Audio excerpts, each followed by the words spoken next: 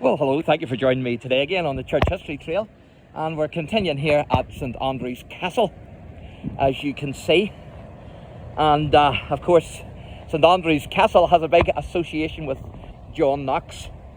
Now, there's been a castle standing here on this site since the times of Bishop Roger. So it was built approximately 1200 AD. And as you can see, it's in ruins, unfortunately, today. And it was still in use until about 1689. And Patrick Hamilton, who was the first Protestant reformer, Scottish reformer, of course he was a Catholic priest until he converted, and he was born in 1504 and he died in 1528, but he was actually burnt in St Andrews, and I'll show you that later. So it's great to be here. I've seen this in videos, historical videos, but this is my first time at St Andrews and I'm absolutely excited. It's brilliant. And of course, Hamilton then was a member of the great Hamilton family, one of the most powerful aristocratic houses in Scotland.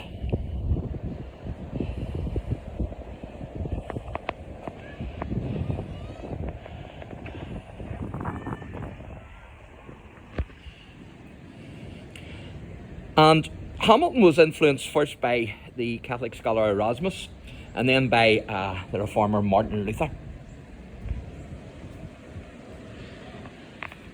And this says entrance passage. The original entrance to the castle was through the tower at the centre of the south front.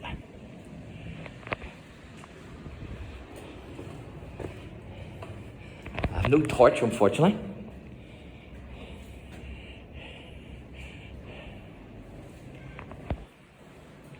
So pretty cool, isn't it?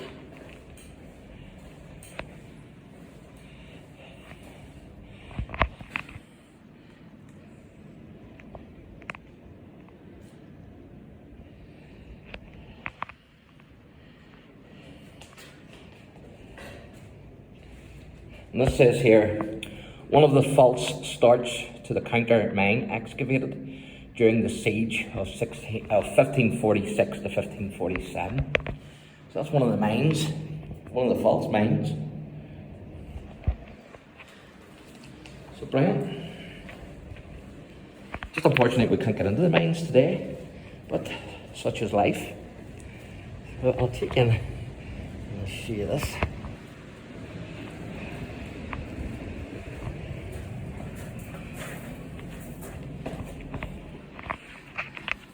Again, this says one of the false starts to the counter mine excavated during the siege of 1546, 1547.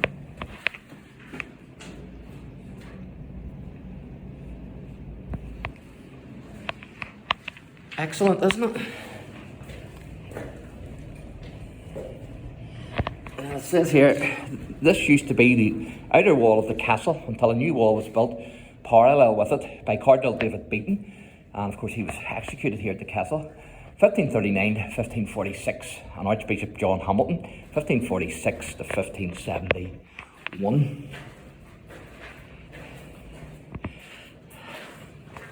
Part of the curved wall of one of the two massive artillery blockhouses, which were probably built for Archbishop James Beaton, 1523 to 1539. The shot hole for hand-held guns originally looked along the outer wall of the castle. On the upper floors would have been embrasures or openings for larger pieces of artillery.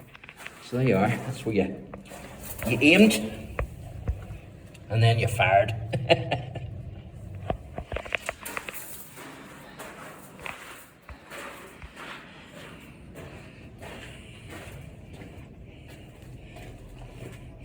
Excellent, it's great to be here.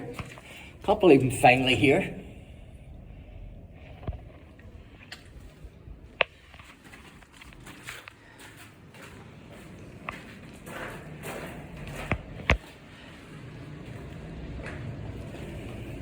Now, in February 1528, Hamilton was arrested for preaching Lutheran doctrines, and he was tried for heresy before Archbishop James Beaton off St Andrews.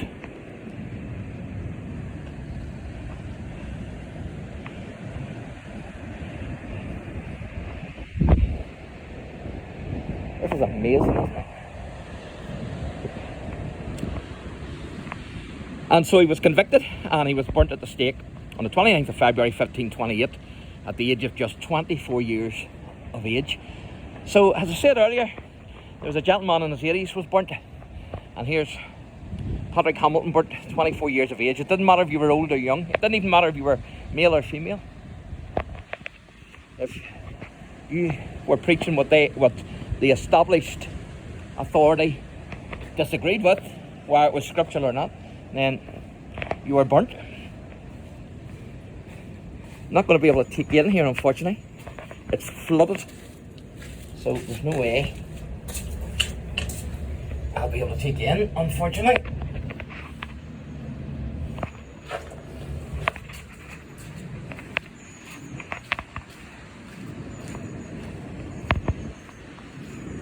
Now, the second of Scotland's great reformers was George Wishart, and in East Lothian he was actually accompanied for the first time by a priest called John Knox. And John Knox has a big association here with St Andrews. Of course, he was a chaplain here, but he's also the best known of the reformers of Scotland. And so I'll talk to you a wee bit about him later. But he was the bodyguard for George Wishart. Now, Wishart's theology, it actually signalled a transformation from Lutheranism to a more reformed theology within Scottish Protestantism. Now, that's the way to the mine and county mine this way, but unfortunately it's closed today, but I'll show you what I can.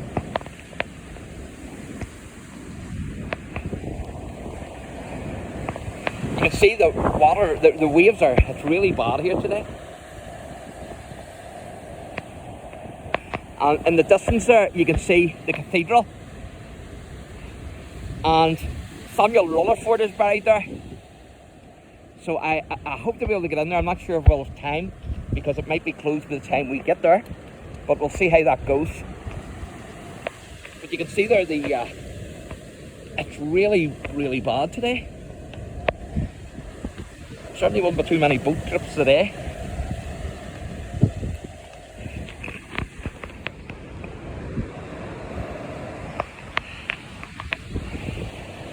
So this was the entrance to the mine, but the mine's closed today, unfortunately.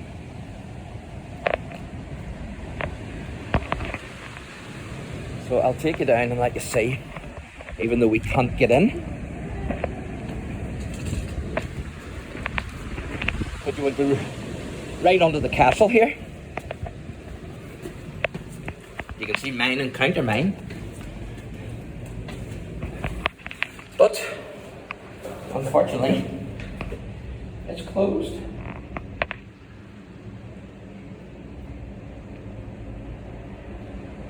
So that's the best I can show you. I have no torch with me. You can see the steps down there.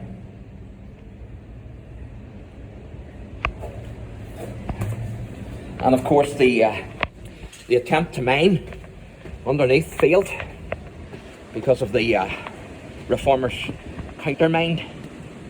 Or countermine, sorry.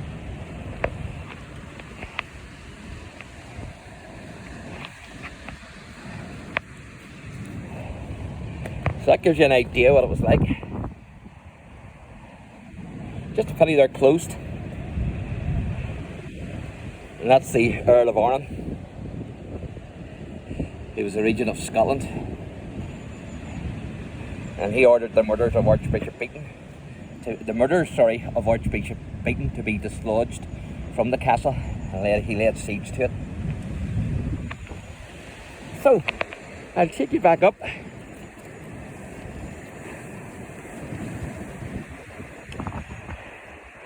Now, in early 1546, Cardinal Beaton, who I've just mentioned, had George Wishart arrested and tried for heresy. He was condemned and he was burnt at the stake on the 1st of March 1546. Now, on the 29th of May, 1546, the same year, things took an unexpected turn here at the castle, because early that morning a party of extreme Protestants broke into to Cardinal Beaton's castle, St Andrews, where we are, and informed him that they were about to kill him for the murder of the reformer George Wishart. And then they ran him through with a sword.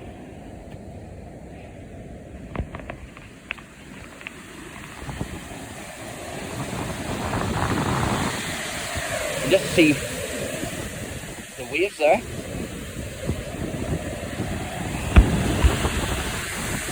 And as I say, that's the cathedral where Samuel Rutherford's buried. I'd love to be able to get in there today, but I might have run out of time. They might be closed by the time I get there. A lot of travelling here today to get here, and also there was some trains which were cancelled because of flooding, so that didn't help.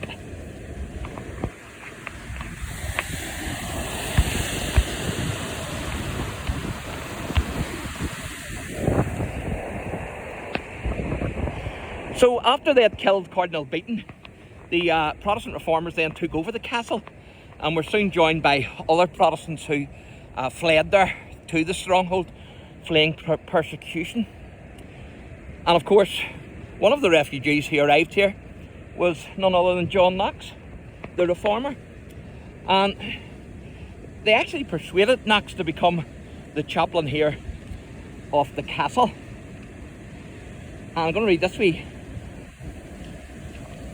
bit out to you. It says, the hall, the principal public room of the castle, was originally at first floor level on this side. Coastal erosion has destroyed all but its lower inner wall.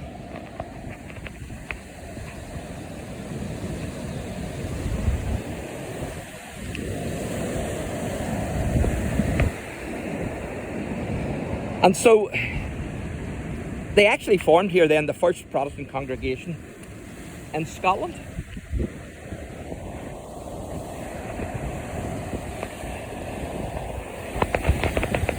I have to watch I don't lose my phone here, because if it's dropping I'll definitely not get it.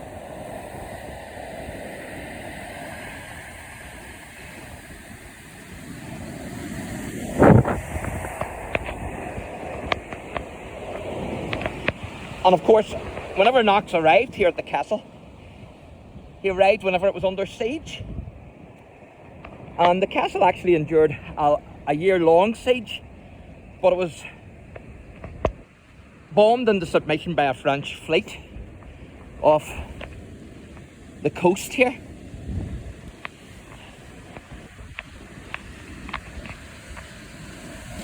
And of course, Knox and the inhabitants of the castle were then taken prisoners on board a French galley ship as galley slaves. Now, in the summer of 1548, the galley ships returned to Scotland, lying off the coast. And one of his fellow captives asked Knox if he recognised the spires of St Andrews.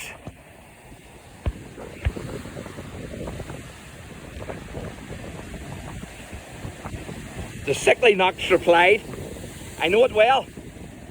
I see the steeple of that place where God first opened my mouth in public to his glory, and I am fully persuaded, how weak soever I now appear, that I shall not depart this life till that my tongue shall glorify his godly name in that same place." And of course, after a total of 19 months in captivity, Knox gained his freedom. The prophecy would be fulfilled. In this town and church, God first raised me to the dignity of a preacher. From it I was driven out by French tyranny at the instigation of Scottish bishops. Through all the months of imprisonment and torture, I have had the confident hope of preaching once again at St Andrews. And when Providence has brought me beyond all men's expectations to this place, let no man hinder me. Knox preached the next day on the 14th of June 1549 to a large crowd, including the clergy, God had made Knox's hopes a reality. Absolutely amazing.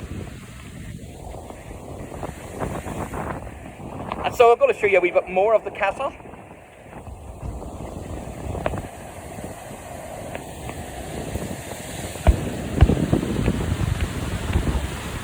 We're over 15 minutes, but certainly I hope you're enjoying this.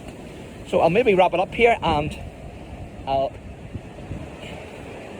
film the rest in another wee video. I can see my friend Jim there.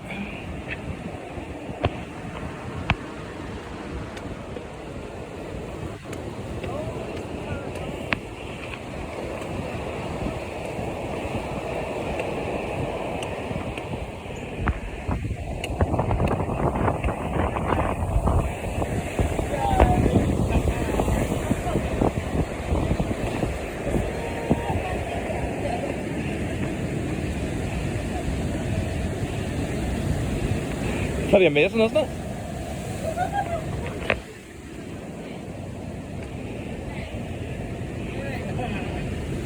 Fantastic. It's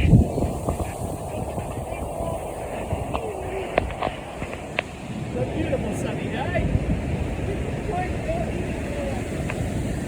So I'm going to wrap this wee video up and I'll do another wee video which will be part 3, but I want to show you the rocks here with the waves hitting them.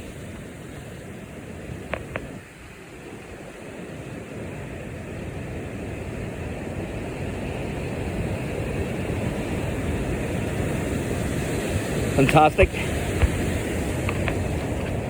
So stay tuned for part 3 of St Andrew's Castle and the Reformation. God bless.